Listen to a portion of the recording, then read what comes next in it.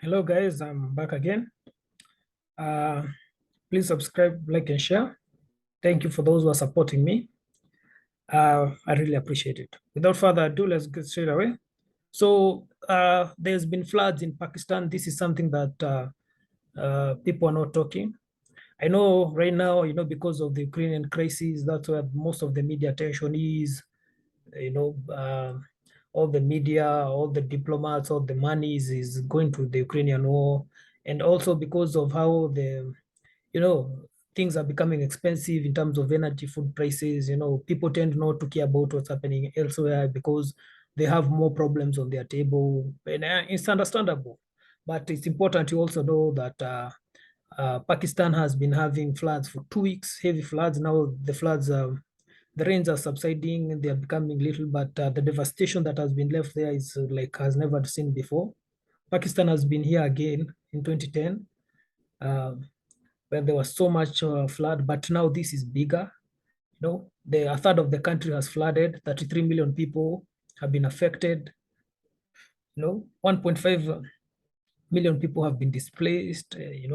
7,000 kilometers of road has been destroyed. More than 240 bridges have been destroyed. 22,000 schools have been destroyed. It has created 600,000 immediate refugees. This is a crisis. It's like a war. It's an act of God. It's a natural cause, but the devastation has been warlike. And there's only one, and you can only blame only one element in this, and that's global warming. For years, we've been told that global warming is the biggest catastrophe. Global warming, Professor Wangari Maathai, the Nobel Peace Prize from Kenya, from my home country. I'm really proud. She won the Nobel Peace Prize for fighting for environmental protection.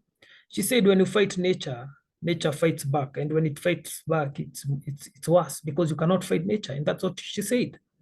Because of global warming, you see, we've tried to fight nature, but now nature is fighting back very aggressively. If you're in a war, you can send people to try and contain the militia and and the uprising and and the villains, but nature, you cannot contain it.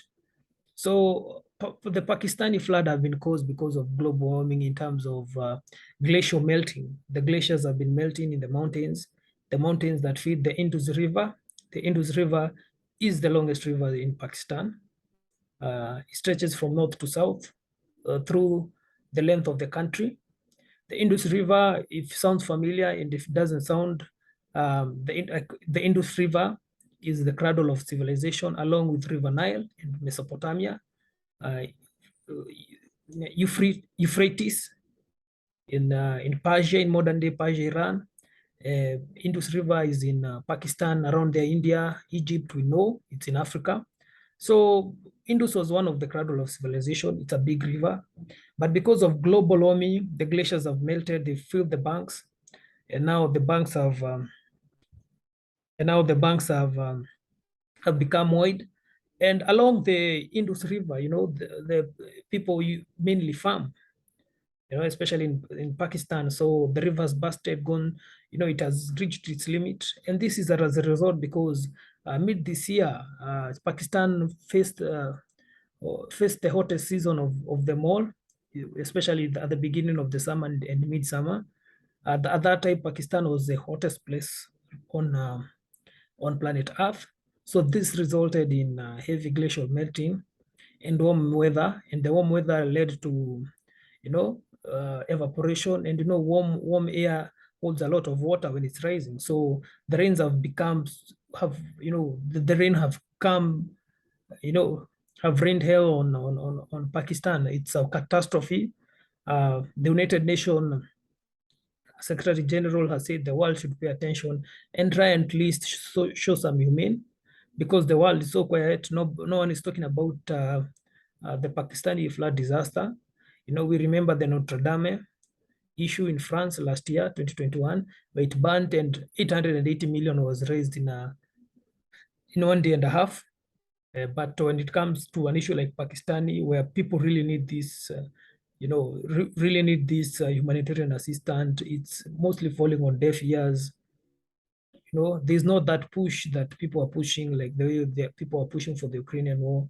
And I'm not saying that people should not, you know, try and get attention on the Ukrainian, but we should support all sides and ensure that, you know, that we become fair. I understand because of how things are happening in the world, people are more focused on their own things. I can't blame mostly Europe because of the Ukrainian war has shifted the mindset, the resources there. So probably, there's not enough manpower or political will to go everywhere.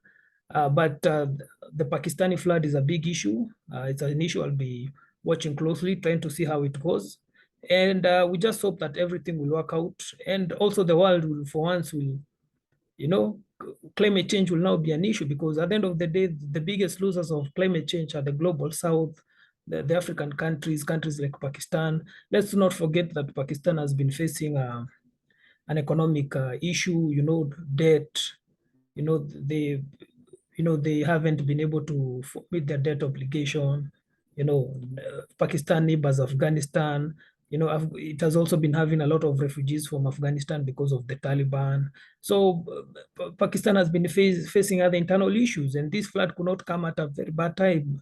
And now it has devastated the country. The country needs humanitarian assistance. Even the resources that were there, that were supposed to be pushed, to at least make standards of living a bit lower, because now food is up, or fuel is up, energy is up, now are being pushed to mitigate the flood. So it's an issue I'll be watching closely, and I'll keep you guys updated. Anyway, guys, thank you so much for always supporting me. And till we meet again, guys. Cheers.